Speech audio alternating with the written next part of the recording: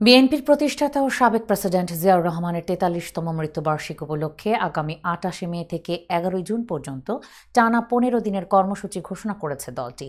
বুধবার দুপুরে রাজধানীর নয়াপল্টনের কেন্দ্রীয় কার্যালয়ে এক সংবাদ সম্মেলনে এই কর্মসূচির ঘোষণা দেন দলের মহাসচিব মির্জা ফখরুল ইসলাম আলমগীর।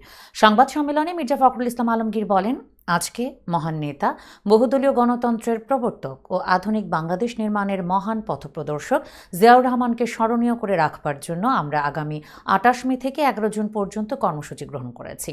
কর্মসূচির মধ্যে রয়েছে ৩০ মে জিয়াউর রহমানের মাজারে পুষ্পস্তবক অর্পণ, সকাল ৬টায় দলীয় কার্যালয় সহ সারা দেশে দলীয় পতাকা ও কালো পতাকা উত্তোলন, র্যাবের উদ্যোগে নয়াপল্টনে ফ্রি মেডিকেল ক্যাম্প এবং মহানগর উত্তর ও দক্ষিণের উদ্যোগে দুস্থদের মাঝে খাবার বিতরণ এবং ছাত্র দলের উদ্যোগে আলোকচিত্র প্রদর্শনী, ২৮ মে ইঞ্জিনিয়ার্স ইনস্টিটিউট মিলনায়তনে আলোচনা সভা, ৩১ মে নয়াপল্টনে দোয়া মাহফিল, এছাড়া সারা দেশের মহানগর, জেলা ও উপজেলা খাদ্য আলোচনা সভা, সেমিনার, আলোকচিত্র প্রদর্শনী, রচনা প্রতিযোগিতা, স্বরচিত কবিতা পাঠ ও বইমেলা প্রদর্শনী প্রভৃতির আয়োজন করা হয়েছে।